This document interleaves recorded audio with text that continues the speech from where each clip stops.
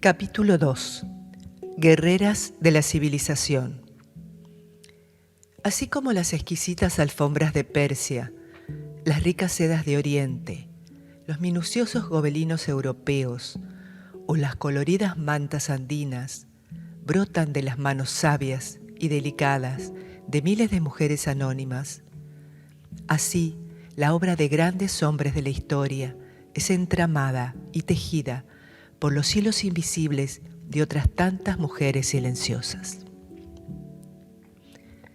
La analista junguiana Jan Shinoda Bolen, en su obra Las diosas de cada mujer, con una nueva mirada sobre la psicología femenina, propone 7 arquetipos encarnados en las cualidades de diosas griegas y las divide en 3 categorías: diosas vulnerables, Demeter, Perséfone y Hera; diosa alquímica, Afrodita; diosas vírgenes, Hestia, Artemisa y Atenea.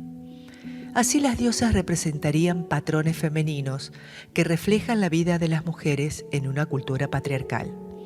En este capítulo nos enfocaremos en la caracterización de las diosas vírgenes, especialmente de Atenea.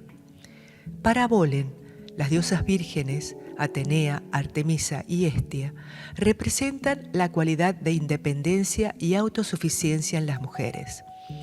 Los apegos emocionales no las desvían de lo que consideran importante, persiguen sus metas de manera activa, incluyendo la competencia.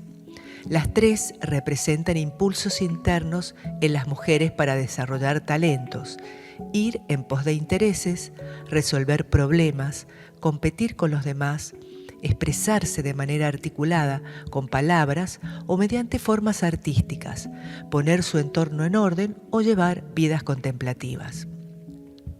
Como describió Esther Harding, una mujer virgen, o sea, completa en sí misma, hace lo que hace, no por algún deseo de agradar, no por gustar o ser aprobada, ni siquiera por sí misma, no por el deseo de obtener el poder sobre otra persona, captar su interés o amor, sino porque lo que hace es verdad.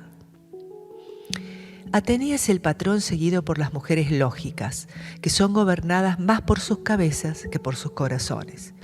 Es un arquetipo femenino que muestra que pensar correctamente, conservar la cabeza en una situación emocional y desarrollar buenas tácticas en medio del conflicto son sus rasgos naturales. Es un arquetipo que prospera en los ámbitos comercial, académico, científico, militar o político. Atenea, además de ser la diosa de la estrategia, era también la diosa de la artesanía, patrona de las tejedoras. Tanto la guerra como el tejido eran tareas que requerían de la planificación y claridad mental previas a la acción. Penélope, esposa de Ulises, es la imagen griega de la tejedora que planea mientras teje. El tejido reúne lo bello con lo útil. Para elaborar un tapiz, una mujer debe diseñar un plan de lo que va a hacer y después, vuelta tras vuelta, crearlo metódicamente.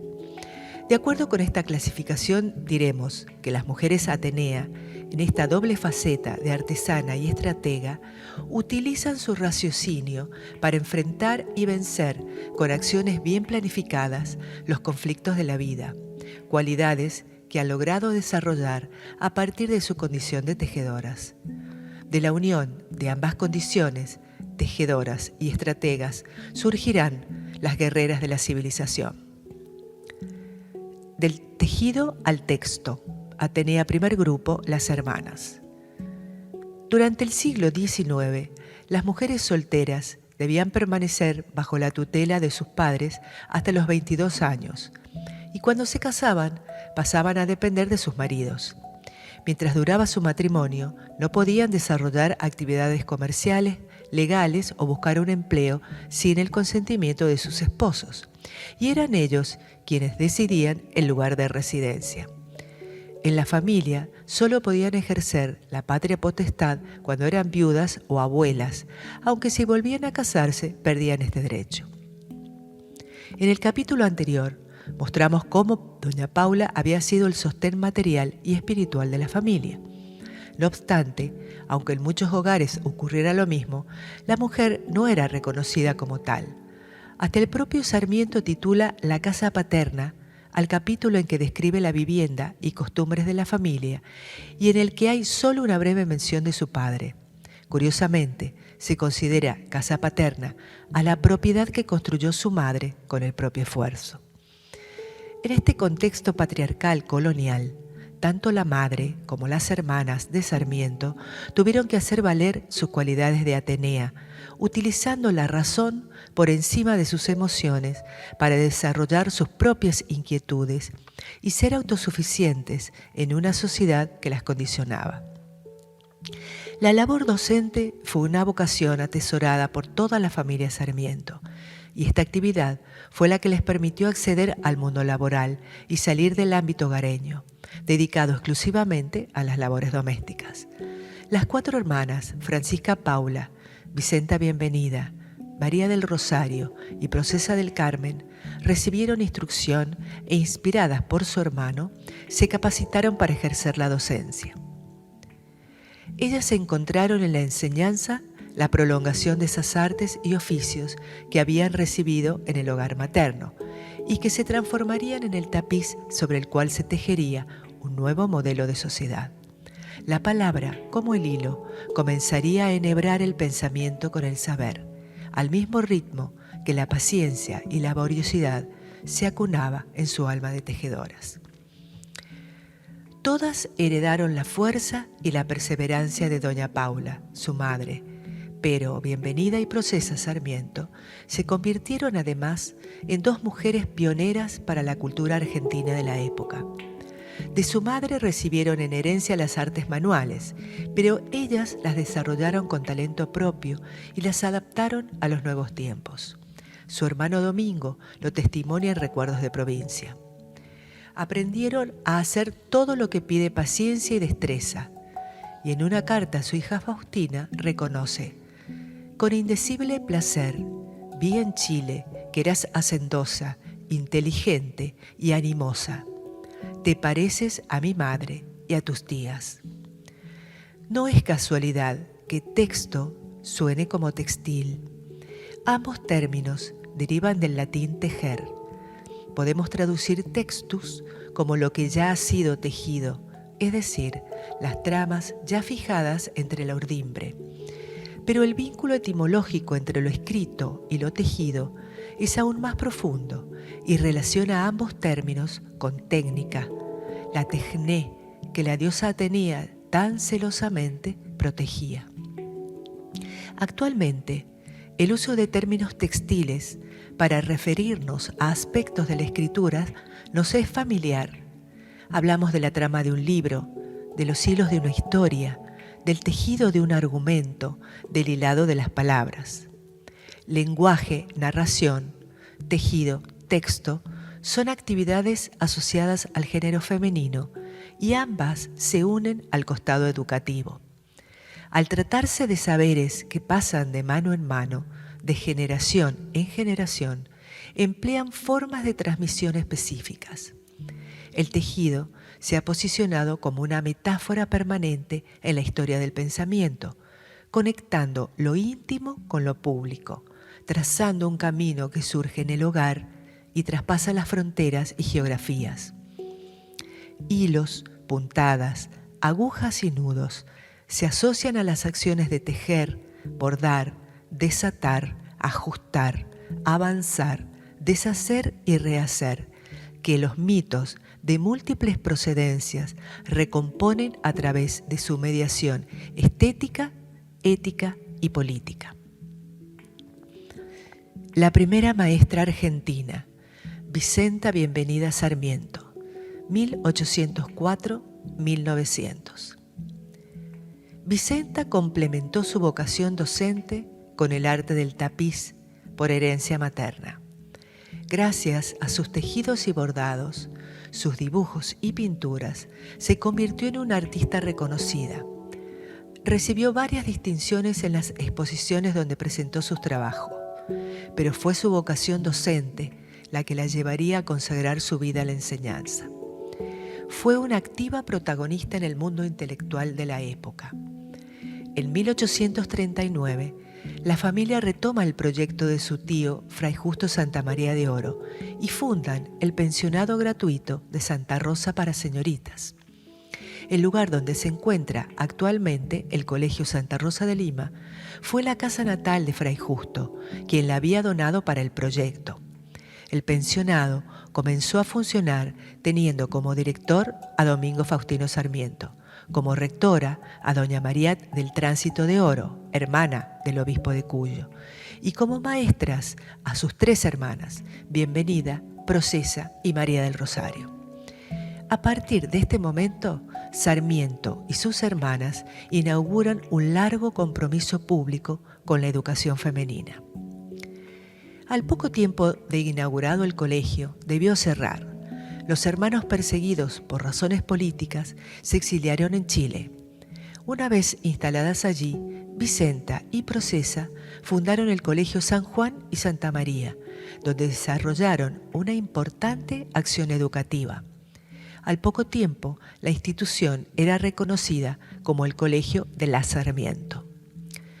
En 1853, la familia regresa a San Juan y Vicenta abre una escuela con alumnos particulares en la que trabaja activamente.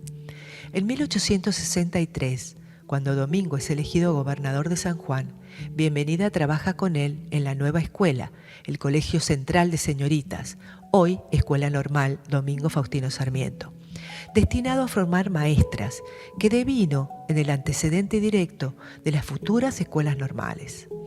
Allí Vicenta Bienvenida fue nombrada directora. En 1865 integra la Sociedad de Beneficencia Provincial durante el gobierno de Camilo Rojo, cargo que vuelve a ocupar en 1881. En esa institución fomentó acciones destinadas a la protección y alfabetización de la infancia. Se dedicó también a la formación de formadores en el área de la docencia. Falleció en San Juan a los 96 años. No percibió jubilación alguna, ya que durante los años en los que ejerció la docencia no cobró sueldo fijo, apenas mínimas retribuciones para su subsistencia. Vicenta Bienvenida se transformó en los ojos, oídos y corazón de su hermano en el proyecto educativo provincial. Fue también, junto a sus sobrinas, el brazo ejecutor de todas las ideas y reformas que Sarmiento seguía generando para la provincia aún a la distancia. De Bienvenida he recibido varias cartas y por ellas soy informado de lo que pase por allá: escuelas, colegios, libros, fletes, quinta normal. Pregúntale a Bienvenida si me mandó alguna vez un ejemplar de Recuerdos de Provincia. En una carta que le envía a la propia Bienvenida en enero de 1865 desde Lima, dice: celebro mucho que para enero estén habilitadas las piezas bajas de la escuela, aunque más me hubiera celebrado que Soriano me diese detalles sobre el estado de los trabajos, como celebraré que les llegue en tiempo la carta que escribí, recomendándoles hagan de la apertura de la escuela tan suntuosa fiesta, con asistencia de todos los niños, de todas las escuelas, con el aparato con que se hizo en Buenos Aires, en igual caso.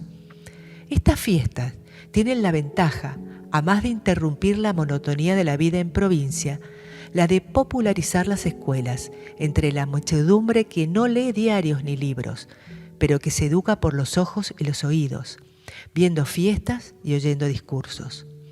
En los anales de la educación, de que hay ejemplares en casa, se encuentran descriptas las famosas fiestas de Buenos Aires y publicados los discursos, y uno y otros pueden servirles de modelo. Vicenta Bienvenida fue premiada por su labor docente y admirada por su hermano por las grandes aptitudes pedagógicas que demostraba. Publicó prospectos y planes de estudio.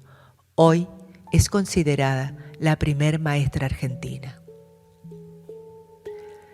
La primera pintora argentina, Procesa del Carmen Sarmiento, 1818-1899. Procesa es la hermana menor de los Sarmiento. Tuvo don y vocación por la pintura. manifestación análoga y superadora de las labores textiles de la rama femenina de la familia. También realizó miniaturas y algunos cuadros de paisajes, flores y motivos religiosos.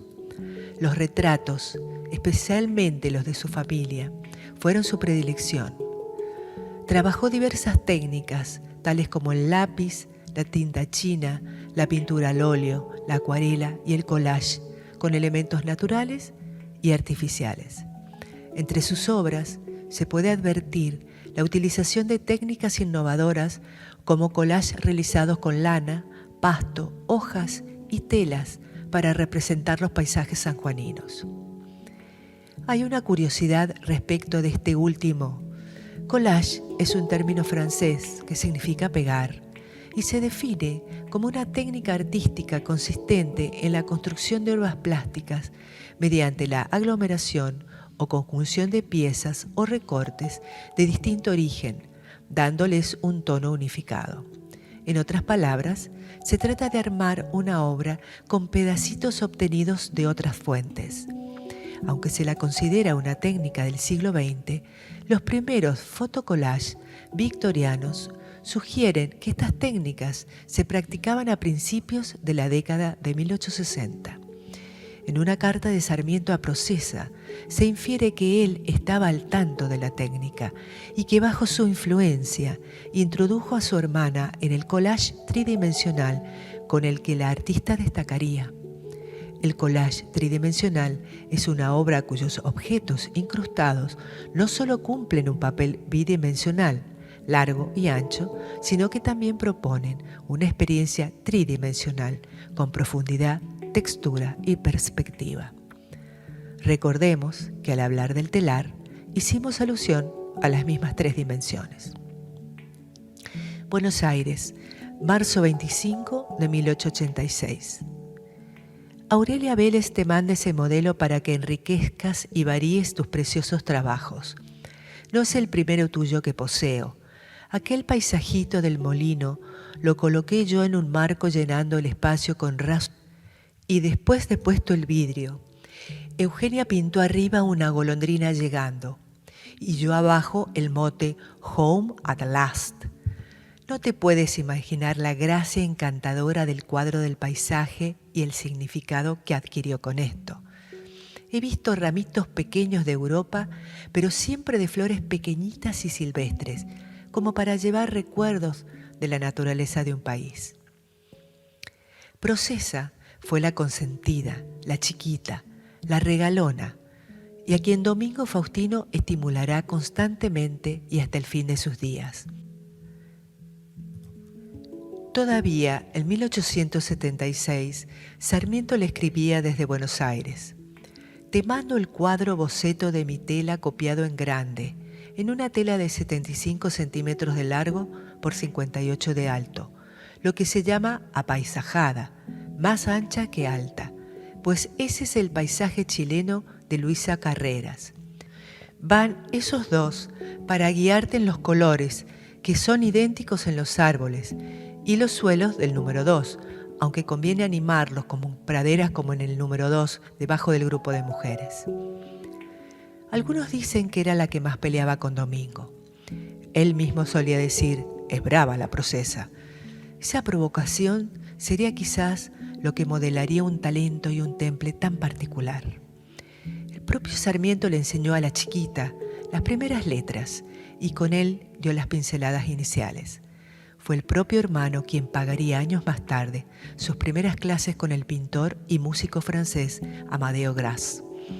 Cuando en 1842 toda la familia tuvo que huir a Chile, fundó junto a su hermana Bienvenida el Colegio San Juan y Santa María. Al año siguiente se mudaría a Santiago para comenzar a tomar clases de pintura con el destacado pintor francés Raymond Auguste Monvoisin. Era la única alumna mujer. El encuentro con el maestro europeo produciría un cambio paradigmático y artístico en su obra. Fue cuando, como dicen en la jerga, Procesa explotó. Su obra creció y no paró hasta convertirse para muchos especialistas en la primera pintora argentina. En Chile también su reconocimiento fue enorme. Allí tuvo por compañero de estudio al gran pintor mendocino Gregorio Torres, otro precursor del arte cuyano. Junto a su marido fundará escuelas en Santiago y en Copiapó. Retratará a personalidades como el presidente chileno Manuel Montt, Juan María Gutiérrez, Gregorio de las Heras, a su maestro Raymond Montvoisin, Vicente Fidel López, al pintor Mauricio Rugendas, entre otros. Uno de sus últimos cuadros fue la Virgen del Perpetuo Socorro, venerada en la iglesia de Santo Domingo de San Juan. Procesa se casó grande. Otra curiosidad para la época. Tenía 32 años en el momento del casamiento. Su marido fue el ingeniero francés Jean-Michel Benjamin Lenoir, un intelectual formidable, amigo de Domingo Faustino Sarmiento, quien lo recomendara a las autoridades nacionales y también al gobernador mendocino Carlos González Pinto, para que se hiciera cargo de la catástrofe educativa que había producido el terremoto de 1861. Lenoir fue nombrado inspector general de escuelas en 1865. Realizó una tarea descomunal, convirtiéndose en uno de los artífices de la reconstrucción de la Nueva Mendoza. Durante la estadía mendocina, junto a su marido, Procesa fundó una escuela de artes plásticas y enseñó pintura en el Colegio Superior de Señoritas, dejando una huella en las futuras generaciones. Falleció a los 81 años, en la misma casa del barrio Carrascal que la vio nacer. Se peleaba con su hermano por temas religiosos. Ella era una ferviente católica, Domingo un agnóstico. El presidente Sarmiento le ponderaba sus licores y dulces, aunque siempre terminaban peleando por ese tema. Ella le reclamaba su apasionado desvelo por las mujeres. Él le decía que esa pasión lo mantenía vivo. Pero sobre todo, Domingo Faustino percibió lo que el tiempo corroboró. Fue una adelantada que abrió la puerta a cientos de mujeres en un campo sin tradición ni antecedentes femeninos. Arte y civilización. Para Eduardo Raúl Storni, Sarmiento no llegó a incursionar en el campo del arte influido por una razón de pura especulación estética, sino por una necesidad sociológica. Él ansiaba un pueblo espiritualmente fuerte, y su sensibilidad le indicó el arte como uno de los caminos propicios para ello. Es el brillo de las artes, decía en 1857, el más aparente signo que desde lejos se divisa en la cultura de los pueblos. Y agregaba, las bellas artes son la más viva expresión de nuestro ser. Durante su viaje por países de Europa, Sarmiento visita museos y reliquias históricas, extasiándose ante las obras de arte milenarias e interesándose por las inquietudes estéticas del momento. El mejor estudio que hice de las bellas artes en aquel momento, aquel curso práctico de un año consecutivo, pasando en reseña 100 museos sucesivamente. El panorama de la Roma eterna lo conmueve íntimamente, y así se lo expresa en carta al obispo de Cuyo en 1847. Lleno de este sentimiento del arte, he vivido en Roma familiarizando mi ruda naturaleza americana con las sublimes concepciones artísticas, y después de haber recorrido basílicas, museos, ruinas y catacumbas en busca de obras maestras, recuerdos históricos o tradiciones cristianas, solía ir a reposarme cerca del Moisés en el vecino San Pedro, o ante la Transfiguración de Rafael, o la Comunión del Dominiquino en el Vaticano.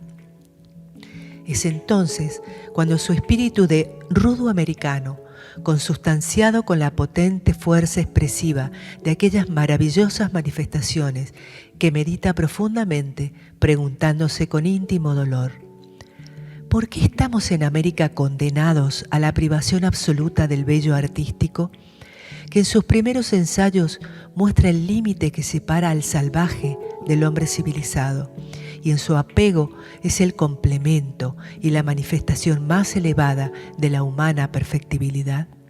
No cabe duda que tanto el valor como el lugar preponderante que Sarmiento daba al arte formaba parte de su programa civilizatorio. Así puede entenderse el impulso que recibieron los círculos artísticos sanjuaninos de la época. Su discurso sobre las artes tampoco constituye una excepción ideológica a su binomio civilización-barbarie, ya que consideraba el arte como una herramienta fundamental para el progreso de la civilización.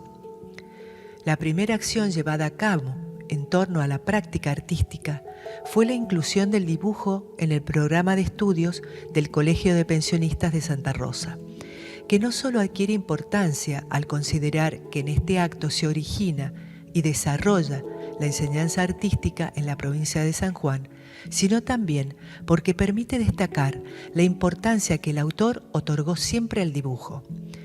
Lo ubicaba en la base de la educación artística y su manejo era indispensable para la profesión del retratista y para la práctica de los demás géneros pictóricos, religioso, histórico y de costumbres. En el dibujo lineal, Sarmiento encontró la herramienta fundamental para el desarrollo artístico y especialmente industrial, entendiéndolo como el modo de corregir el vicio orgánico de nuestra educación española. En su enfoque instrumental, dicha disciplina permitirá al artesano trazar el diseño de su obra, con todas sus partes y proporciones, para luego entregar a los obreros los fragmentos que solo él sabe coordinar. La adquisición de este precioso arte no es simplemente un mero adorno, es algo más que un complemento necesario a toda educación. Es el fin a que debe conducir la instrucción popular. El dibujo lineal es tan necesario y de una aplicación tan práctica como la lectura, la caligrafía y el cálculo. El doctor Juan Mariel Erostarbe aclara: así, el aprendizaje del dibujo servía para la calificación laboral de dos ámbitos distintos: el dibujo lineal como instrumento de la industria y el dibujo ornamental como medio para satisfacer necesidades ideológicas. En el caso del dibujo femenino, el lujo; en el caso de la retratista, el prestigio social. Durante toda su vida, Domingo Faustino inspiró la capacitación intelectual de las mujeres de su familia. Primero sus hermanas, luego su hija Faustina, sus sobrinas y su nieta Eugenia Belín, quien llegó a ser una reconocida artista en nuestro país y el extranjero. Poco antes de morir, le escribía a su nieta: recibí los loros pintados, retratados a punto de reconocerlos, lo que prueban que están bien y merecen mi agradecimiento. Como me pides mi parecer artístico, te diré que la copia pertenece al género que llaman realista, la reproducción de la verdad natural, belle quelle. A propósito, acostumbraban los naturalistas disecar las aves en forma rígida y pintarlas y dibujar sus formas, sin otro cuidado que los que imponía la clasificación científica. Sarmiento consideraba que si la mujer era educada, entonces el saber y el progreso anidarían en cualquier hogar, y de esa manera se habría derrotado definitivamente la ignorancia y el atraso. La mujer, como transmisora de patrones más elevados, llevaría a la sociedad a un estadio superador de justicia y equidad, y el arte sería uno de sus instrumentos. En el discurso de inauguración del pensionado de señoritas Santa Rosa de Lima, les decía a las jóvenes pupilas: yo os enseñaré el camino y os enseñaré a vencer las dificultades que lo embarazan. Haré cuanto esté a mis alcances para sembrar las flores la árida carrera que vais a emprender y que debe prepararos para volver al seno de vuestras familias, a desempeñar con acierto los delicados deberes que la naturaleza y la sociedad han impuesto a vuestro sexo. El primer modelo de educación sarmientina, el pensionado de señorita Santa Rosa de Lima. Después de su primer exilio en Chile, Sarmiento vuelve a San Juan en 1836 y se vincula con jóvenes de sólida cultura como Quiroga Rosas, Cortines y Aberastain, quienes fundan la Sociedad Literaria, filial de la célebre Sociedad de Mayo de Buenos Aires. En ella se efectúan reuniones donde se discute, critica e interpreta las obras leídas. Se sistematiza y disciplinan los conocimientos adquiridos. Todos lo que aprenden lo aplican a las doctrinas y principios del país en que viven. El movimiento cultural de estos jóvenes ilustrados fue en sus comienzos auspiciado por el gobernador caudillo Nazario Benavides, pero más tarde, alertado por Rosas, se transforma en su perseguidor y es la causa del exilio de todos sus miembros. En el seno de esta sociedad, Sarmiento expone su proyecto de creación del Colegio de Pensionistas de Santa Rosa y la fundación del periódico El Sonda. El proyecto de fundar un establecimiento de educación para señoritas en San Juan anticipa hechos e ideas que más tarde serán considerados indispensables para el país. En el Museo de Entre Ríos se guarda como preciosa reliquia el prospecto de un establecimiento de educación para señoritas que Sarmiento escribiera. Del examen de este prospecto, que contiene todo el programa del futuro colegio, se desprenden las ideas que Sarmiento tenía sobre la educación de la mujer, estrechamente vinculadas al progreso social. Este prospecto, impreso, circuló por San Juan desde el 23 de marzo de 1839, dándose 20 días de plazo para la inscripción de las futuras pupilas en casa de doña Tránsito de Oro, requiriéndose por lo menos el número indispensable de 15 pensionistas para proceder a su apertura. El objeto del establecimiento está expuesto claramente en este párrafo. Alentar las bellas disposiciones que en todo tiempo han manifestado nuestras señoritas, dar principios a su moralidad, mejorar sus facultades intelectuales, ponerlas al nivel de las exigencias de la sociedad moderna, formar jóvenes interesantes, más que por su físico y fortuna, por sus gracias y adquisiciones, ilustrarlas sobre sus deberes, darlas habitudes de orden y economía, desarrollar su físico y su inteligencia, hacerlas guardar desde temprano por la práctica, la enseñanza, los modales y conveniencias de su sexo, predisponerlas a ser esposas tiernas y tolerantes, madres ilustradas y morales, cabezas de familia hacendosas y económicas. He aquí el grande objeto de un establecimiento de educación para señoritas. El prospecto contiene también el plan de estudios. Puede observarse aquí que él mismo se asienta sobre la propia experiencia del joven director. Lectura, escritura, aritmética, gramática, ortografía, geografía descriptiva, dibujo floreal, idiomas, italiano y francés, religión, moral, música, baile, industrias o economía doméstica y juegos gimnásticos. Todas las materias indispensables para la cultura de la mujer y sus necesidades prácticas. Para cada uno de estos ramos de enseñanza, como él los llama, trae una breve explicación de su contenido y del método a emplearse para su mejor provecho. En el contenido que incluye el ramo de industria o economía doméstica, se puede observar la fuerte influencia de las labores que se cultivaban en el propio hogar materno, solo que aquí las facultades artesanales de las mujeres de su familia migran a un ámbito académico y ascienden a la categoría de artes industriales. La costura será el primer paso en la carrera industrial de una pensionista. El bordado en blanco con todas sus ramificaciones con el auxilio de los dibujos y materiales que proporcionará el establecimiento. El bordado de sedas igualmente, el bordado de marca, el de alfombras de felpa y de marca, el hilado al tono, los tintes, fabricación de canastillos, flores artificiales con el auxilio de la pintura y los moldes de bronce para dar formas adecuadas y naturales al material. Confecciones de dulces de todo género, pastas, jaleas, jarabes y tinturas, aguas de olor, jabones perfumados y finos. Cuantos otros ramos de industria son proporcionadas a las aptitudes del bello sexo.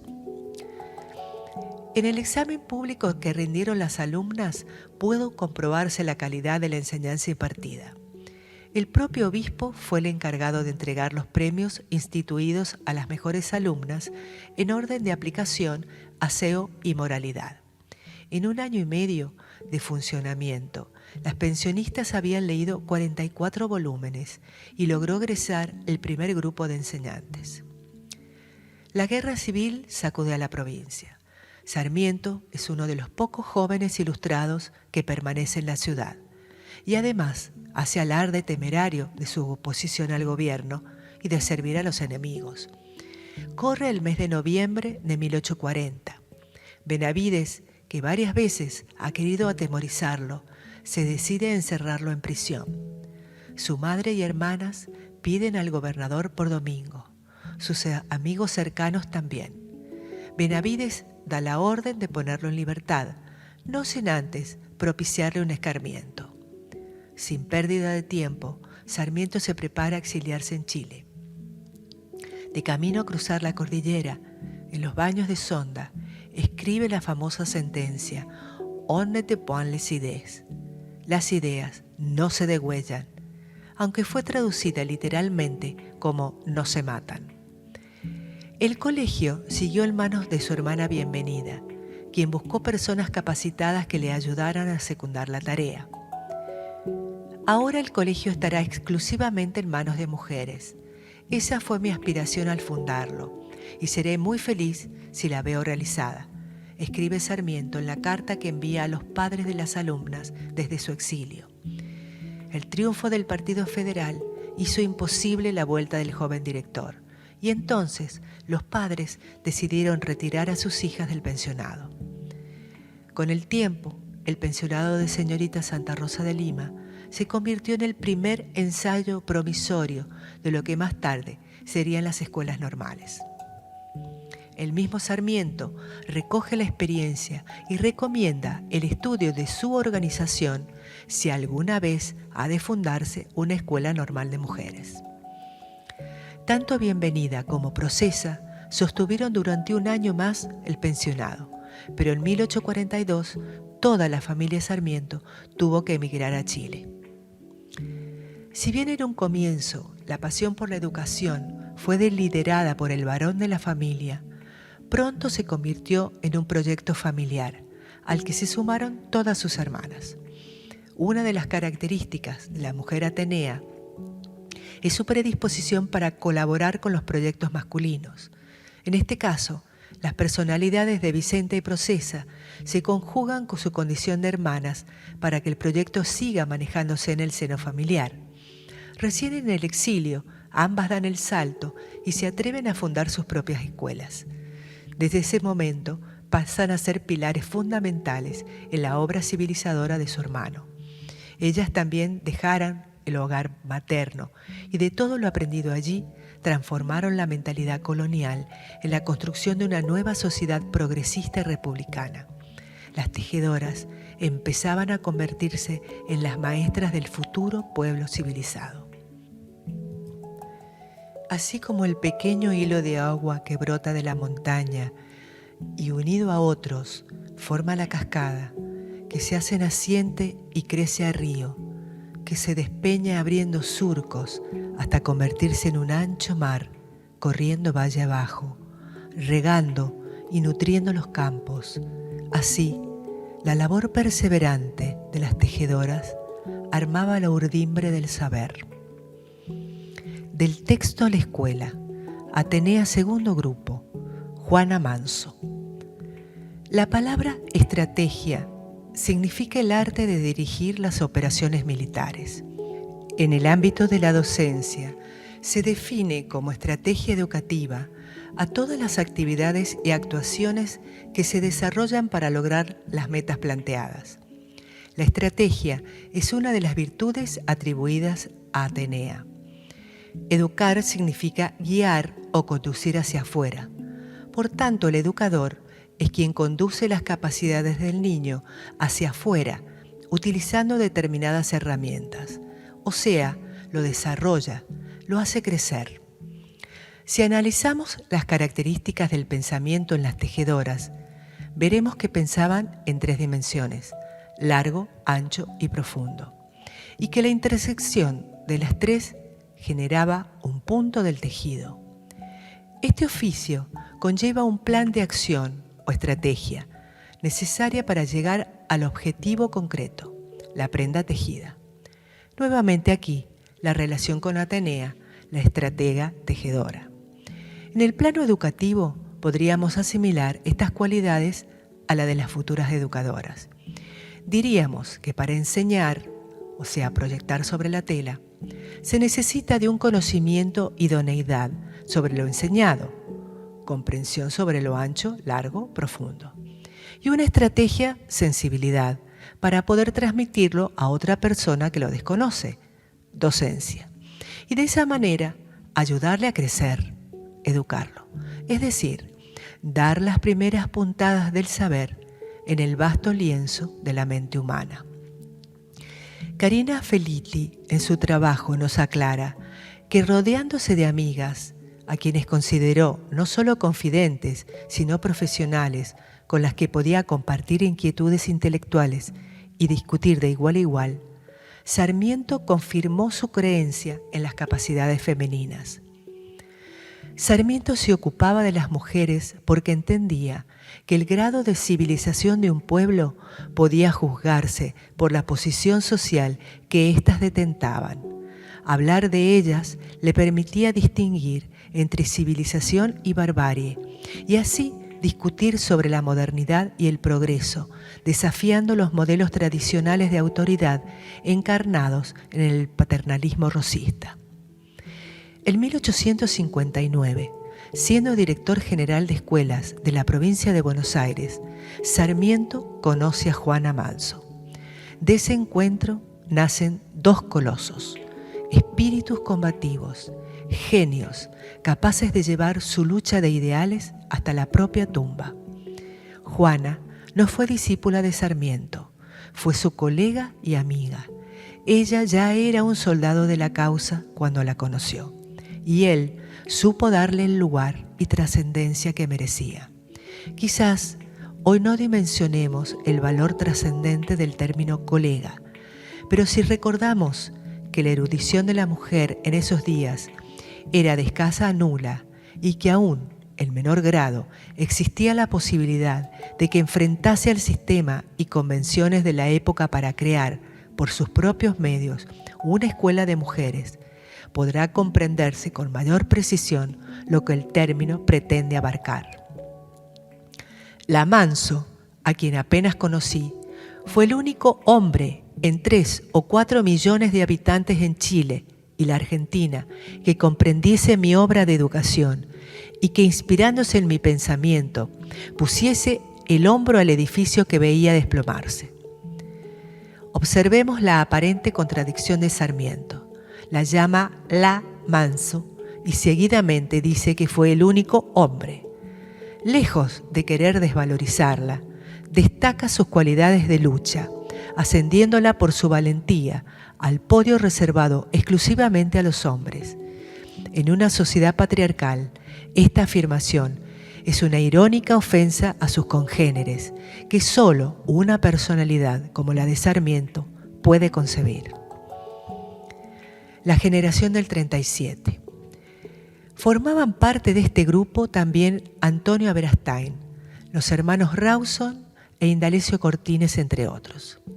En 1838, Manuel José Quiroga Rosas regresó de Buenos Aires imbuido de ideas de regeneración política, económica, social, cultural, literaria y moral.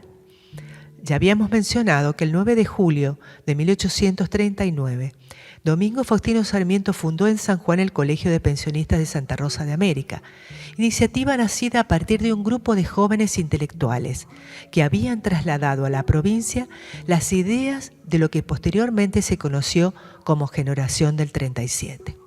El objetivo del flamante pensionado, impregnado de los nuevos ideales, era subsanar la carencia de establecimientos dedicados a la educación de la mujer, factor que consideraban de vital importancia para reformar la sociedad.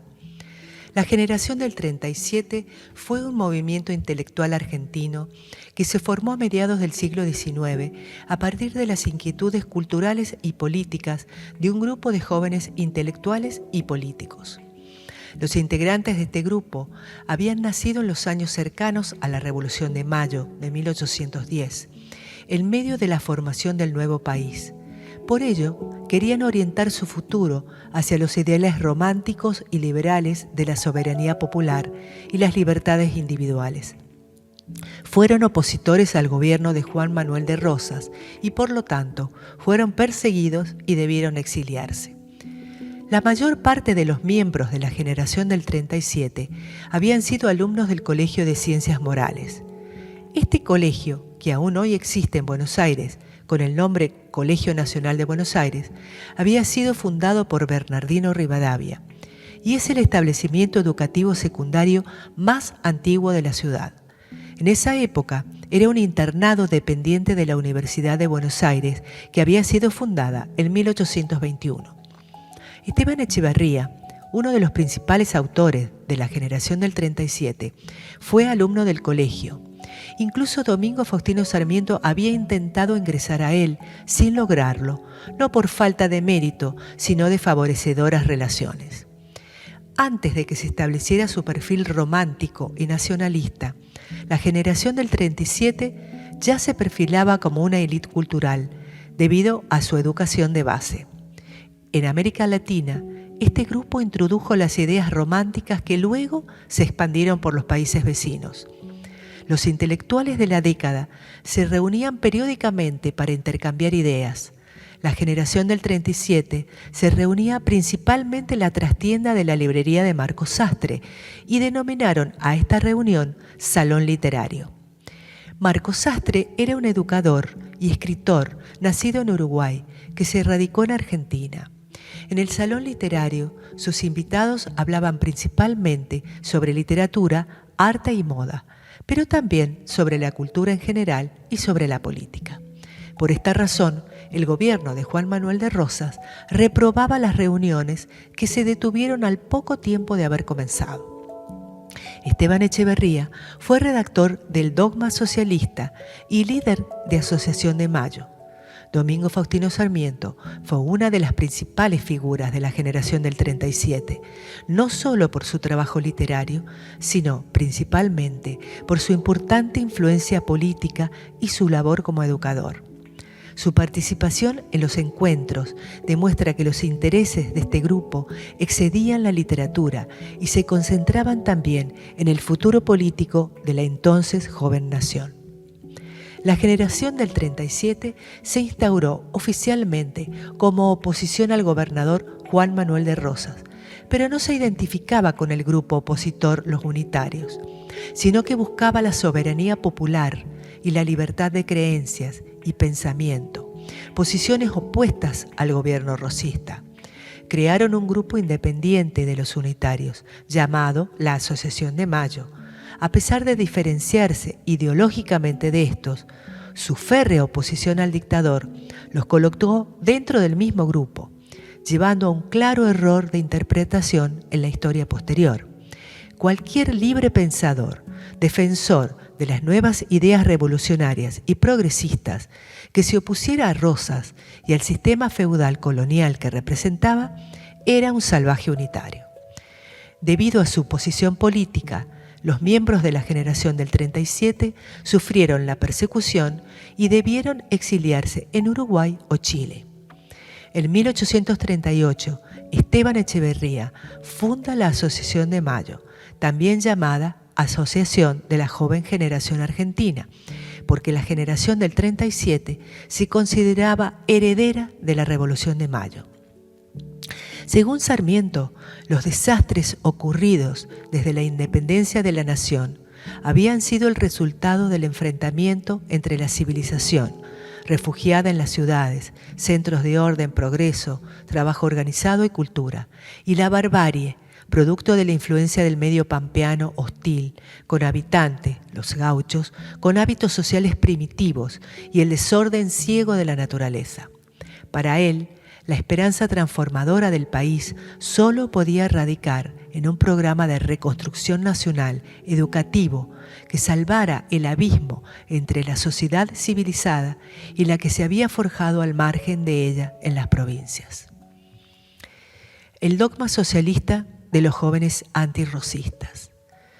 La explosión intelectual que tuvo lugar en Europa hacia fines de la década de 1830, generando un remolino de corrientes y modas, no dejó de tener efecto en los jóvenes de la élite rioplatense. Las novedades y las ideas, entre ellas las del socialismo y del romanticismo, comenzaron a circular con gran aceptación en los círculos y clubes porteños. Su nueva fe perseguía, entre otras banderas, las de la fraternidad, la igualdad, la libertad, las tradiciones progresistas, la emancipación del espíritu americano y, por supuesto, la creencia en Dios y el cristianismo, no así la Iglesia. Estos principios fueron desarrollados en un breve texto que se llamó Dogma Socialista de la Asociación de Mayo.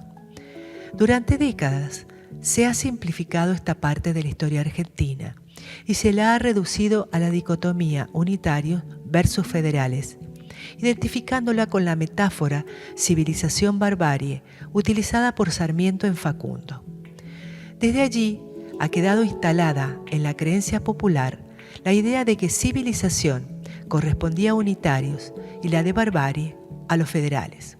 Esta creencia equivocada subsiste hasta nuestros días, reduciendo a la misma simplificación los nombres de cada uno de estos jóvenes de la Asociación de Mayo: Esteban Echeverría, Juan Bautista Alberdi, Domingo Faustino Sarmiento, José Mármol, Marcos Sastre, Miguel Cané, Juan María Gutiérrez, Carlos Tejedor y Vicente Fidel López no fueron unitarios en el sentido estricto de la palabra, pero sí opositores a Rosas. En un acto de justicia, cabría colocar en su verdadero lugar y dimensión a este grupo de jóvenes visionarios, cuyo pensamiento fecundo, a más de 150 años, continúa siendo vigente, tal como se expresa en este extracto del dogma socialista, creado por Esteban Echeverría y enarbolado como bandera de lucha por todos ellos. La palabra progreso no se había explicado entre nosotros, pero sospechaban que el progreso es la ley de desarrollo y el fin necesario de toda sociedad libre, y que Mayo fue la primera grandiosa manifestación de que la sociedad argentina quería entrar en las vías del progreso. Nosotros creíamos que unitarios y federales, desconociendo o violando las condiciones peculiares de ser del pueblo argentino, habían llegado con diversos procederes al mismo fin, al aniquilamiento de la actividad nacional. Los unitarios sacándola de quicio y malgastando su energía en el vacío. Los federales sofocándola bajo el peso de un despotismo brutal. Y unos y otros apelaron a la guerra. El fundamento, pues, de nuestra doctrina resultaba de la condición peculiar de ser impuesta al pueblo argentino por la Revolución de Mayo, el principio de unidad de nuestra teoría social del pensamiento de Mayo, la democracia. Queríamos entonces, como ahora, la democracia, como tradición, como principio y como institución. El socialismo liberal de Sarmiento. Sarmiento distingue entre lo que él denomina romanticismo y lo que llama socialismo. Entiende por romanticismo el lado sentimental e intimista de su literatura, que para él ya estaba pasado y muerto.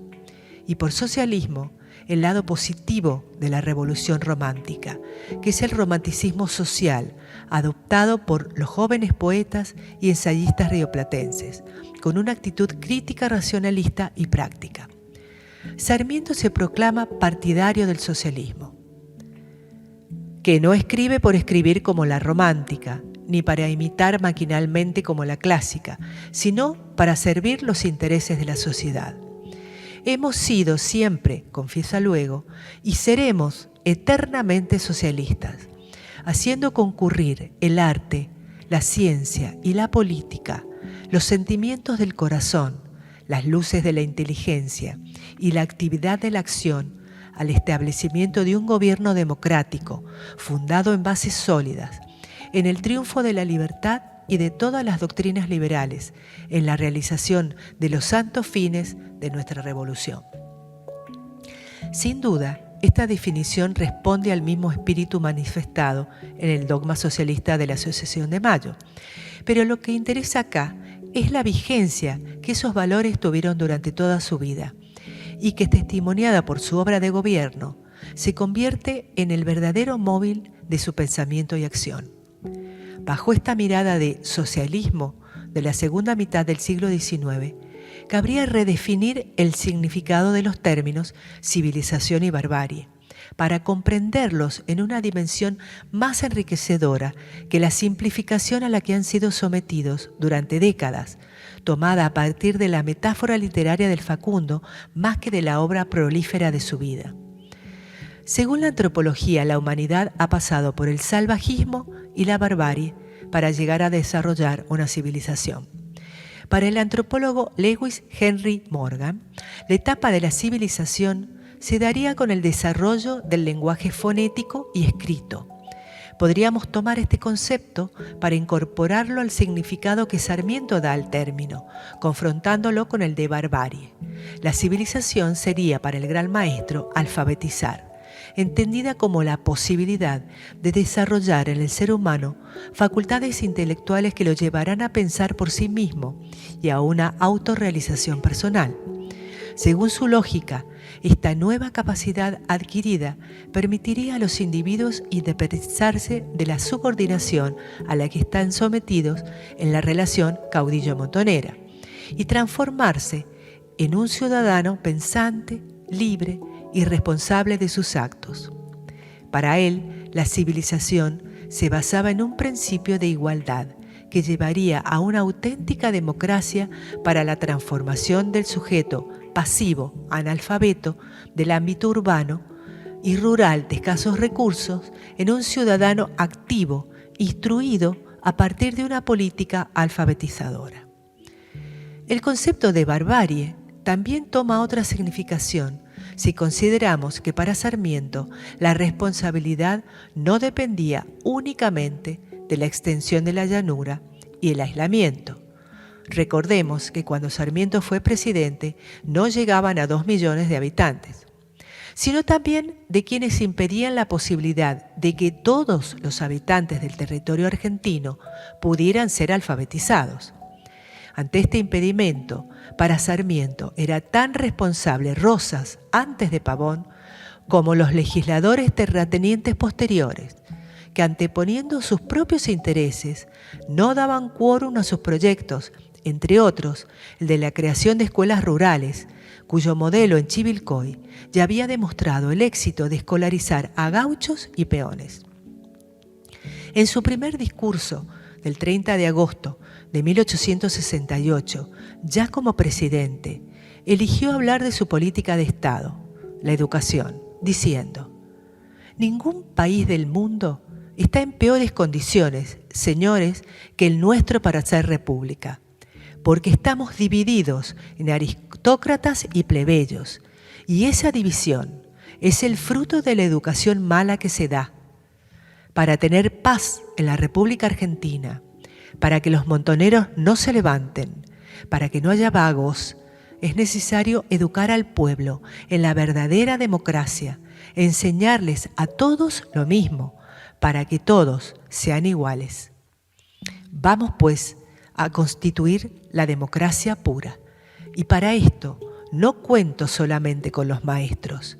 Para eso necesitamos hacer de toda la República una escuela». La vocación civilizadora de Sarmiento es el hilo sobre el que se tensa la trama de sus acciones. El historiador Daniel Balmaceda dice, ya promediando la presidencia del sanjuanino: Sarmiento seguía empecinado en pos de su objetivo principal, la educación.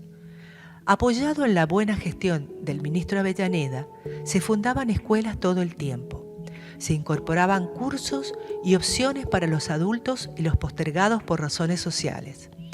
Rondaba en el aire un deseo igualitario, aunque más ideal que concreto, Los grupos sociales acomodados gozaban de todos los privilegios, mientras que los inmigrantes conformaban una masa bajo presión por necesidades, pero dispuestos a esforzarse para conseguir mejoras económicas. La educación se presentaba como una herramienta igualitaria a disposición de quienes deseaban superarse. La primera alfabetizadora y feminista argentina, Juana Manso, 1819-1874. Recorrer su historia personal habla por sí misma y devela como nadie más puede hacerlo su propia grandeza. Juana había nacido en Buenos Aires el 26 de junio de 1819. Su papá, José María Manso, fue clave en su formación. Desde muy niña mostró dotes especiales. Fue a la escuela de niñas que el gobierno de Bernardino Rivadavia había abierto en el barrio de Montserrat. Alumna adelantada, había aprendido por su cuenta a leer y sola se dedicó a estudiar idiomas, primero francés y luego italiano e inglés. El maestro Pedro Esnaola le enseñaría a ejecutar el piano. El álbum de señoritas fue una creación de Manso, publicación literaria y de modas que no tuvo el éxito esperado. Cuando tenía 13 años, la familia, contraria al rosismo, debió emigrar a Montevideo y a los 18 abrió en su casa una escuela para niñas a la que llamó Ateneo de Señoritas. Era tan buena que el gobierno le encargó que abriese otra similar.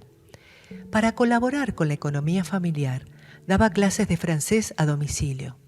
Fue una de las promotoras de diseñar una bandera argentina que usó Juan Lavalle en su campaña tendiente a derrocar a Juan Manuel de Rosas y que pensaba enarbolar en Buenos Aires. Todas éramos costureras de la nación. El pago de esos trabajos era la esperanza de volver a la patria y la conciencia del cumplimiento del deber, escribe en una publicación en Brasil. Mariquita Sánchez escribe en su diario Esteban Echeverría. Esta bandera la inició la joven Juana Manso e invitó por una circular a las damas argentinas a contribuir con sus talentos y sus dineros. Así lo han hecho y en poco tiempo fue concluida una rica bandera bien bordada en oro con el sol nuestro padre. En 1841 crea el Ateneo de Señoritas, escuela para niñas que instala en 2 habitaciones de su casa. En el Nacional de Montevideo, promocionando la escuela, publica: la enseñanza no será común y las personas que gusten pueden venir a revisar el método arreglado por las mismas bases que el método ensayado en París por varios colegios y pensionatos. El método a que me refiero es el llamado Politécnico Gráfico. Perseguidos por Manuel Oribe, la familia Manso debió abandonar el Uruguay y se radicó en Río de Janeiro. En esa ciudad abrió el Colegio Santa Clara. Allí conoció a Francisco de Sá Noronha, un violinista con quien se casó en 1844. En una gira que su marido hizo por su cuenta por varias ciudades de Estados Unidos, ella se contactó con diversos círculos intelectuales y trabó relación con Horace Mann, el reconocido educador. Entre 1846 y 1848 nacen sus hijas. En 1849 regresa a Río de Janeiro y se consolida como escritora y periodista. Su esposo la abandona por una amante. En Brasil colabora con la economía familiar, dando clases particulares de español y francés. Tramitó la carta de ciudadanía con el propósito de estudiar obstetricia, pero se lo impidieron por ser mujer. Humillada, sola, a cargo de sus hijas, decide regresar a Buenos Aires. La caída de Rosas abre una esperanza para servir a la patria. Quiero probar que la inteligencia de la mujer no es un simple adorno, sino la fuente de su virtud y felicidad, dijo. Después de 20 años de exilio, tiene la ilusión de ser parte de la vida intelectual de Buenos Aires y poder sostener a su familia. La sociedad de beneficencia no la acepta. Una mujer sin marido, con 2 hijas, pobre y sin una familia que la respalde, no es de fiar. Además, sus ideas iban a contramano de los usos y costumbres. En 1854 crea el semanario Periódico de Literatura, Modas, Bellas Artes y Teatros, cuyos artículos hablan sobre emancipación y educación de la mujer, educación popular, filosofía, homeopatía, relatos de viajes, avances científicos, críticas a la Iglesia, a la persecución de los indios y comentarios irónicos sobre modas. También críticas de teatro y música, y en forma de folletín su novela antiesclavista. Así inicia el editorial. Todos mis esfuerzos serán consagrados a la ilustración de mis compatriotas y tenderán a un único propósito: emanciparlas de las preocupaciones torpes y añejas que les prohibían hasta hoy hacer uso de su inteligencia, enajenando su libertad y hasta su conciencia a autoridades arbitrarias, en oposición a la naturaleza misma de las cosas. Quiero y he de probar que la inteligencia de la mujer, lejos de ser un absurdo o un defecto, un crimen o un desatino, es su mejor adorno, es la verdadera fuente de su virtud y de la felicidad doméstica, porque Dios no es contradictorio en sus obras y cuando formó el alma humana no le dio sexo. Pocas mujeres la comprenden y acompañan. Sus ideas irritan, despiertan sospechas, calumnias. Promover la emancipación de la mujer, un escándalo. Sin temor escribe. ¿Por qué? Sí, ¿por qué ese largo martirio que empieza y acaba con la vida de la mujer? ¿Por qué se condena su inteligencia a la noche densa y perpetua de la ignorancia? ¿Por qué se ahoga en su corazón, desde los más tiernos años, la conciencia de su individualismo, de su dignidad como ser que piensa y siente? Repitiéndole: no te perteneces a ti misma, eres cosa y no mujer. ¿Por qué reducirla al estado de la hembra, cuya única misión es perpetuar la raza? ¿Por qué cerrarles las veredas de la ciencia, de las artes, de la industria, y así hasta la del trabajo, no dejándole otro pan que el de la miseria, el otro 1000 veces horrible de la infamia? Después de 4 años de vivir nuevamente en Río de Janeiro, regresa a Buenos Aires en 1859. Su amigo, el poeta José Mármol, le presenta a Sarmiento. Inmediatamente se comprenden y admiran. Con su apoyo y estímulo, Juana Manso se consagra apasionadamente a la educación. Junto a Bartolomé Mitre la nombran directora de la primera escuela mixta número 1 en la parroquia de Montserrat. Sarmiento escribe en una carta desde Lima en 1865. Cuando leo a esta distancia sus escritos sobre educación, inspirados por un sentimiento ardiente de obtener su mejora y difusión, recuerdo el día en que la poetisa de las márgenes del Plata, la escritora que representa en nuestras letras el pensamiento de nuestro bello sexo, pedía un modesto rincón en la enseñanza pública. Y a fin de no dar a la mujer instruida y desgraciada con las puertas de la patria en el rostro, se lo inventamos Mitre y yo en la creación de la escuela número 1 para ambos sexos.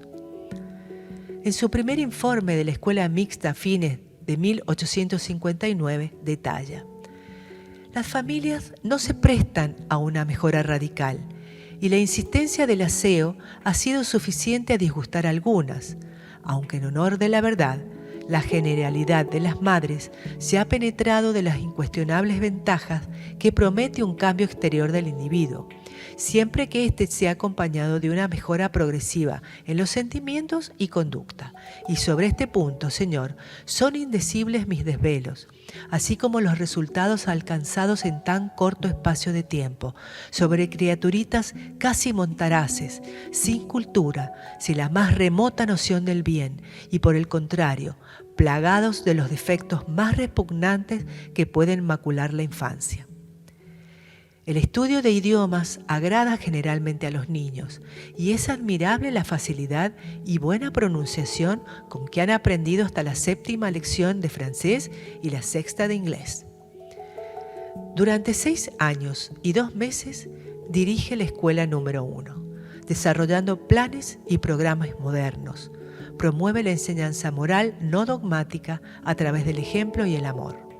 Escribe al respecto: yo atendía a cultivar en el niño la espontaneidad individual, la conciencia del deber, la obediencia al principio de autoridad, la atención, la observación, la comparación, la reflexión. A pesar de no tener libertad y ser responsable de la enseñanza, me ingeniaba en cultivar los sentimientos y desarrollar las facultades intelectuales. En 1864 funda La Flor del Aire, periódico literario ilustrado dedicado a la mujer. Continúa su obra periodística con la creación del periódico La Siempre Viva. Se cartea con Sarmiento, en ese momento ministro plenipotenciario de la Argentina en los Estados Unidos. Es su corresponsal. Él la suscribe a periódicos educacionales del país.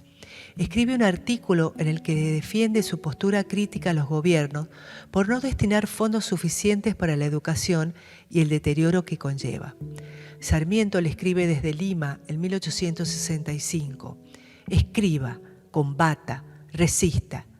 Agite las olas de ese mar muerto, cuya superficie tiende a endurecerse con la costra de impurezas que se escapan de su fondo. La colonia española, la tradición de Rosas, vacas, vacas, vacas, hombres, pueblo, nación, república, porvenir. Todo está en los bancos humildes de la escuela. Trabaje y el pueblo le ayudará. Dirige la revista Anales de la Educación Común en su segunda época. Siguiendo un método de seminario, infiltra el espíritu de la escuela norteamericana, presentándola por sus obras, sus doctrinas y sus hombres más preeminentes. En 1865 renuncia al cargo de directora de la primera escuela mixta, porque la obligan a despedir a sus alumnos varones, bajo el mandato del inspector José Manuel Estrada. Entabla amistad con el reverendo Guillermo D. Jr., director del colegio inglés donde da clases. Conmovida por la sincera espiritualidad del pastor y la renovada visión del cristianismo, se convierte a la fe protestante, hecho que aumenta aún más los hostigamientos que recibe de católicos fanáticos. En 1866 inaugura sus lecturas públicas. El tema, la reforma religiosa en la historia de los Estados Unidos, le acarrea el repudio y la suspensión de la actividad. Desde el periódico La Tribuna hace sus descargos, reclama justicia, escribe a Sarmiento y le envía el discurso. Este se lo reenvía a Merriman, que queda impactada por el mensaje y comprensión de Juana por los Estados Unidos. En su primer viaje a Chivilcoy, propone la fundación de una biblioteca pública. La epidemia de cólera recrudece en Buenos Aires. Las pérdidas son inmensas. Denuncia el estado deplorable de la higiene y educación, las escasas o erradas medidas para paliar la tragedia, la incompetencia de la medicina. Juana ama la educación, cree que es la llave para desterrar los males, tal como proclama el dogma socialista al que adhiere con fervor. Las guerras, la pobreza, son frutos de la ignorancia. La educación común a todos y sostenida por todos, cualquiera fuese su origen o condición, es un derecho y un deber. Para ella, al igual que para Sarmiento, la escuela debía formar ciudadanos morales y para ello los principios cristianos eran suficientes: el amor al prójimo, la verdad, la justicia, la generosidad, el respeto, la rectitud. Instruir y educar no es lo mismo.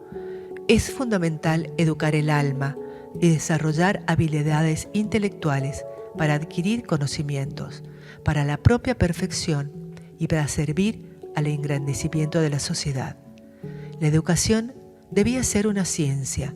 Había que estudiar e implementar métodos adecuados y modernos que respetasen la naturaleza del desarrollo. Por eso, propaga las teorías de Froebel y Pestalozzi. El faro sería la educación norteamericana, pero adaptada a nuestra realidad. traduce los escritos más importantes del gran educador norteamericano Horace Mann, por el que profesa un profundo amor y admiración.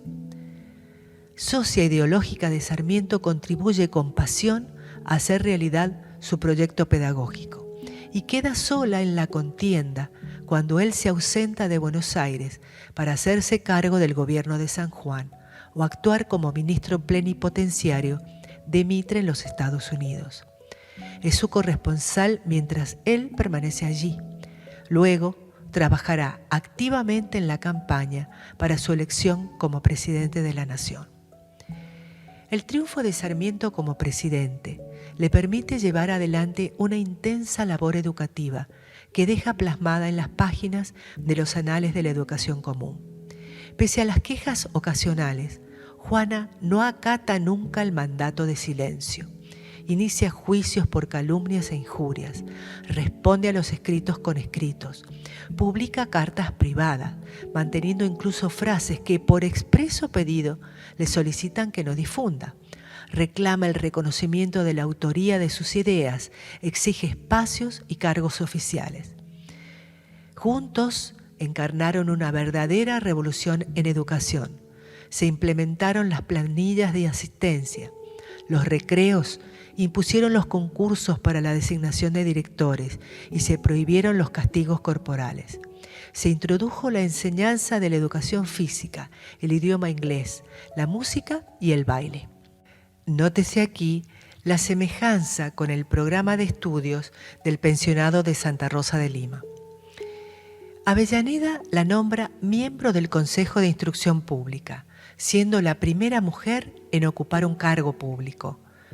Debe padecer las consecuencias por la crudeza de sus informes y la franqueza de sus críticas y denuncias. No soporta la hipocresía de las instituciones y la intromisión de la Iglesia. En los anales fundamenta su pensamiento y publica las sesiones del Consejo. Su filiación a la masonería queda registrada. Figura en la lista de protectores de la revista masónica. Es cofundadora de la Sociedad Pestalozzi, originariamente conocida con el nombre de Sociedad de Educación, cuyos miembros crean el periódico Educación Moderna. En una conferencia de maestras confiesa: «Conozco que la época en que vivo, soy en mi país un alma huérfana, una planta exótica que no se puede aclimatar».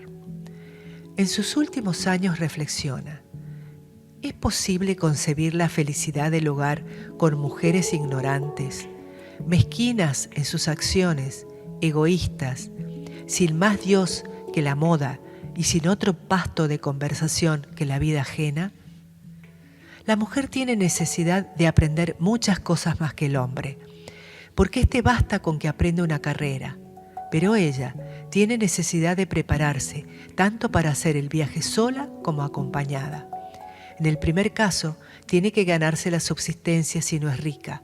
En el segundo caso, ella es el ministro de Hacienda de su marido, porque la economía de una casa es su renta más segura. Ella es el médico de sus hijos, la providencia de la familia, y debe poseer todas las habilidades que comienzan en el salón y terminan en la cocina y en el arreglo de la despensa. Si el marido se arruina, si cae postrado en una cama, ¿quién, sino ella, está destinada a tomar sobre sus débiles hombros la pesada carga de la subsistencia de todos? Esto lo vemos todos los días. Son dramas domésticos que se repiten a cada paso, y entonces la pobre mujer, por falta de mejores habilidades, tiene que recurrir al trabajo manual por falta de una mejor preparación intelectual. Muere el 24 de abril de 1874, el mismo día que el sanjuanino Augusto Krause anunciaba a los alumnos de la escuela normal que quedaban desterrados la pena y el castigo físico, una causa por la que Juana había luchado incansablemente. Juana Manuela Gorriti acompañó sus restos y dijo en su discurso: «Juana Manso, gloria de la educación. Sin ella, nosotros seríamos sumisas, analfabetas, postergadas, desairadas. Ella es el ejemplo, la virtud y el honor que ensalza la valentía de la mujer. Ella es, sin duda, una mujer. En su lápida, en el cementerio inglés, se leía esta leyenda. Aquí yace una argentina que en medio de la noche del indiferentismo que envolvía a su patria, prefirió ser enterrada entre extranjeros antes que dejar profanar el santuario de su conciencia por los impostores de sotana. Juana Manso es sin duda la primera alfabetizadora y feminista argentina. Tanto la crónica de su vida como las citas aludidas dejan ampliamente justificadas ambas consideraciones. No obstante, es interesante tener en cuenta que estas dos banderas de lucha, la educación y la mujer, son las que hacen que Juana encarne la misma figura combativa que Domingo Faustino. Sin embargo, lo que a uno lo llevó a la presidencia de la nación, a la otra la sentenció al ostracismo.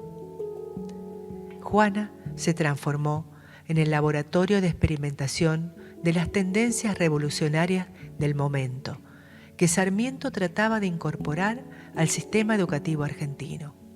Los modelos de escuelas que había conocido en Estados Unidos, la escuela mixta, la escuela rural o de campaña, la escuela técnica y el jardín de infantes, todos ellos fueron dirigidos o puestos en marcha por Manso. Introdujeron el método Pestalozzi que cambiaría para siempre la idea de la educación. Hasta ese momento, la enseñanza estaba destinada a las clases adineradas. Era impartida por varones desde sus cátedras, quienes tenían la potestad de corregir a sus pupilos, imponiéndoles castigos físicos, como varillazos en manos o nalgas frente a un error o indisciplina, cometidas por los niños o jóvenes. Era un tipo de enseñanza rigurosa, patriarcal y coercitiva, que educaba a través del sometimiento y la represión. Se aplicaban castigos severos a niños menores de 7 años, como docenas de palmetazos u horas arrodillados en cruz sobre maíz o con un ladrillo en cada mano. La literatura del siglo XIX abunda en ejemplos de los escarmientos de este sistema educativo. Contraponiéndose con esta realidad, Manso y Sarmiento propusieron un modelo de educación laica, popular y gratuita. El método Pestalozzi fue para ellos un aliado fundamental. Pestalozzi creó un sistema educativo basado en el principio de que la inteligencia solo es posible mediante la percepción espontánea. El principal objetivo era adaptar el método de enseñanza al desarrollo natural del niño, que debía aprender de sus propias experiencias. Proponía una reforma completa de todas las instituciones de enseñanza para que propiciaran una educación más democrática. Perfeccionó los métodos de enseñanza de lectura, del lenguaje y de cálculo.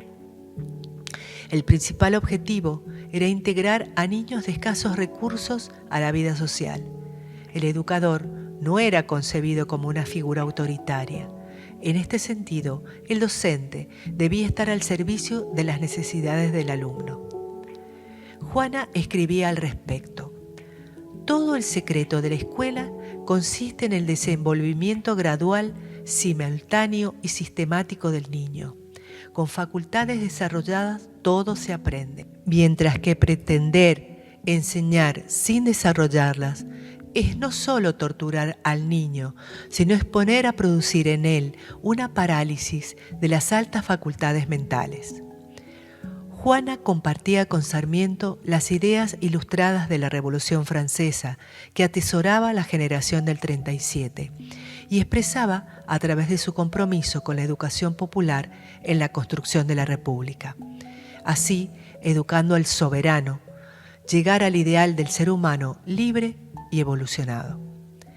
La educación pública común, universal y limitada es la empresa del presente y la garantía del porvenir, escribía Sarmiento en el volumen 1 de Anales de la Educación Común. Concebir el sistema educativo que estaba viendo la luz sin considerar los dos polos que lo generaban es comprender esta realidad a medias.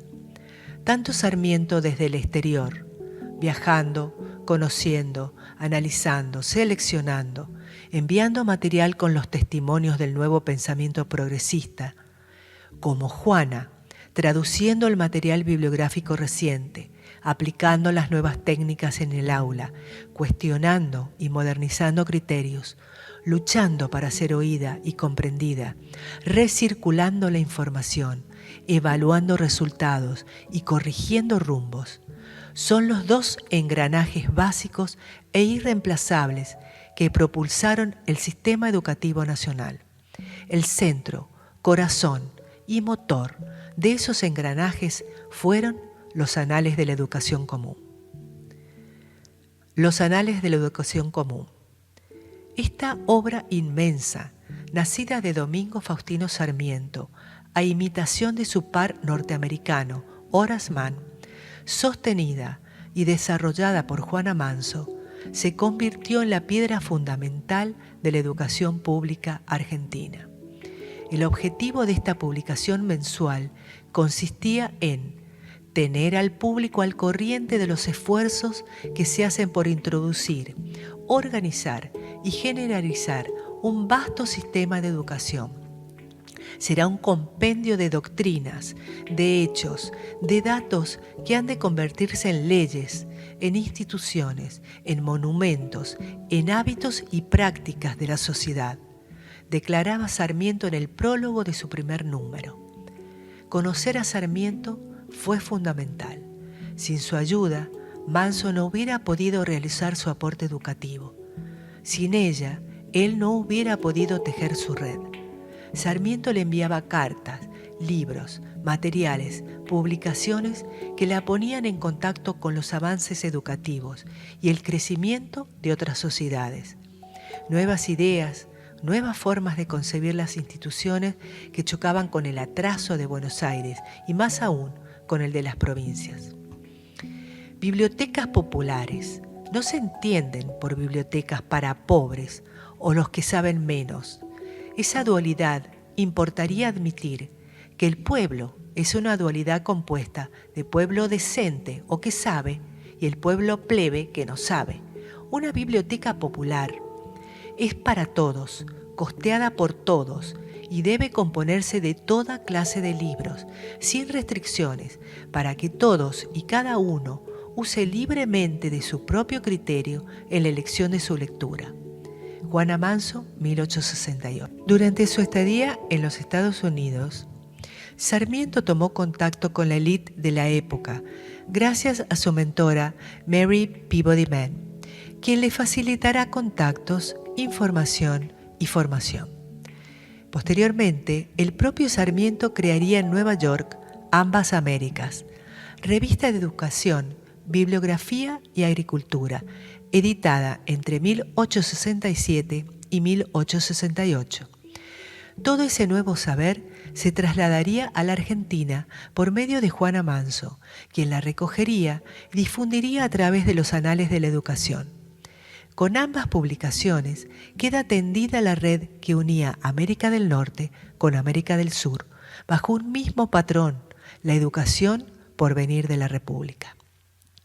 Los volúmenes del 1 al 2 de Anales corresponden a los años 1858 a 1861. Fueron escritos y editados por Sarmiento. Desde 1865 a 1875, los volúmenes del 3 al 15 fueron escritos y reeditados por Juana Manso. En ellos se encuentran documentos, estadísticas de alfabetización, creación de escuelas y bibliotecas, registros de maestros y preceptores, traducciones del inglés, francés y alemán de pensadores de la época, métodos superadores de enseñanza, artículos, críticas y descargos. Toda la vida bullendo en la naciente de lo nuevo.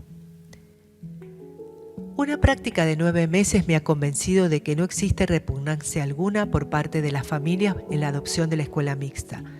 Por este lado puede ver, Vuestra Excelencia, felicitarse de haber conseguido su objeto, haciendo de la escuela de ambos sexos un adelanto real y una valiente conquista sobre añejas preocupaciones, le reportaba a Sarmiento.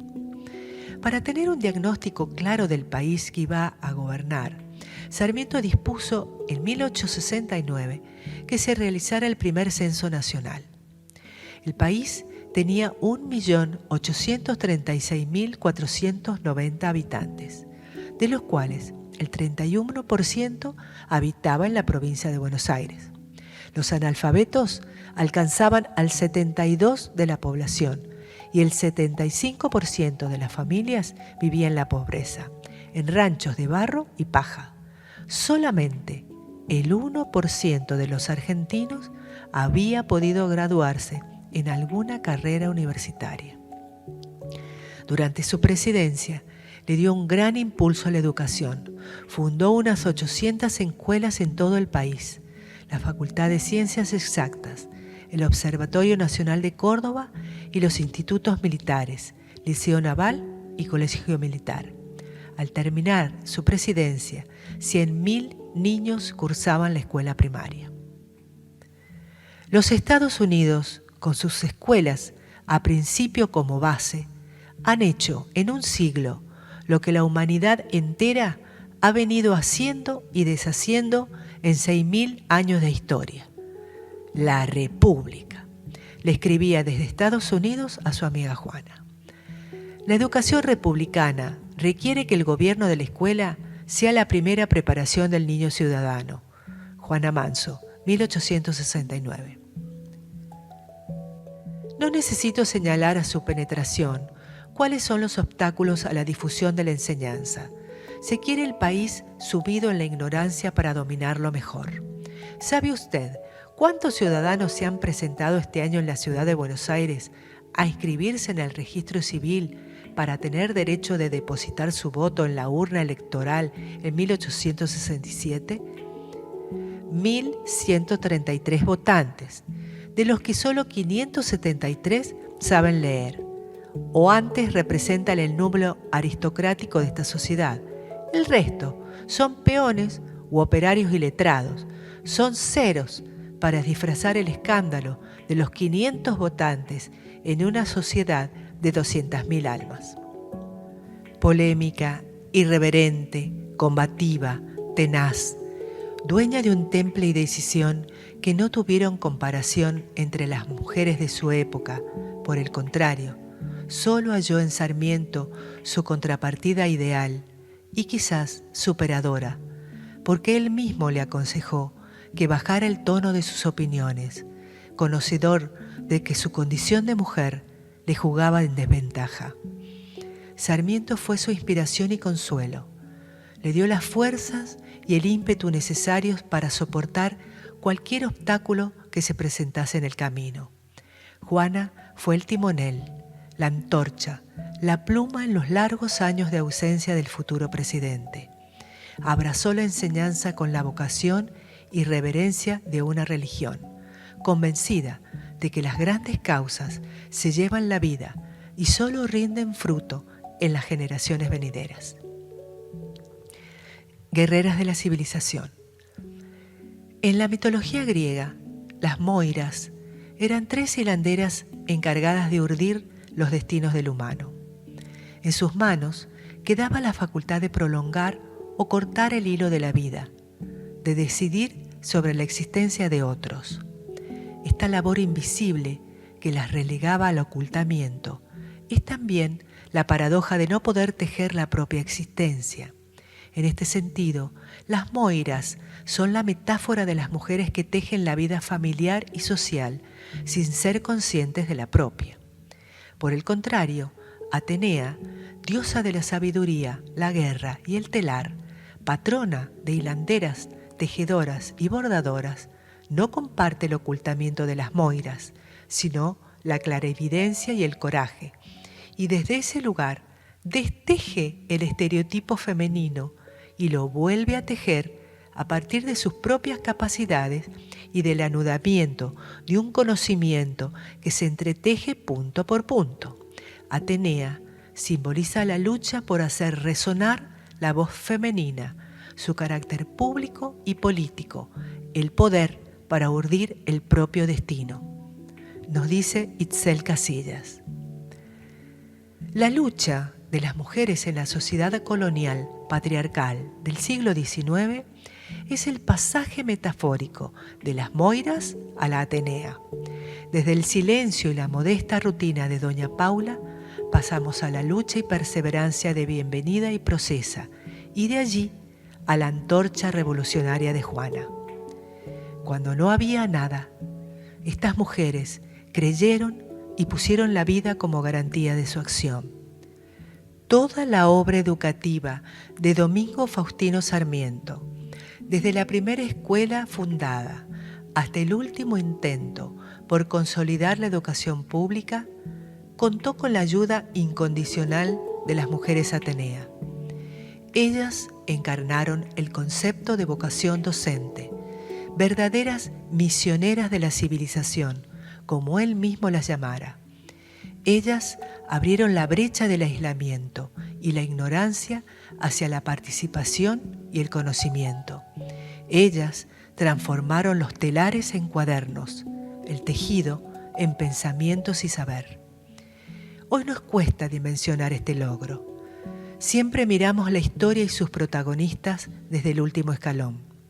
Sin embargo, si pensamos en los niños que asistían a esas escuelas rudimentarias, cuyas manos torpes no sabían sostener un lápiz, cuyas mentes rústicas no podían comprender todo lo que encerraba un libro, que nunca habían trazado una letra, que no comprendían que esa letra les daría una palabra, les sembraría una idea que les permitiría descubrir y ver todo lo que los rodeaba.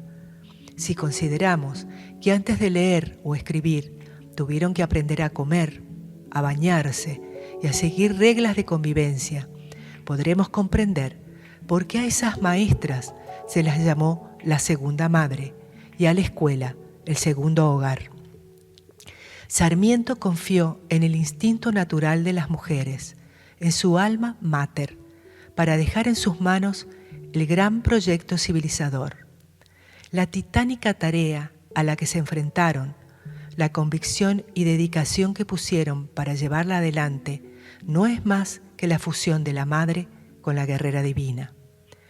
La transición del rol femenino de la sociedad patriarcal a la incipiente sociedad moderna progresista está marcada por este despertar del alma mater a la Atenea.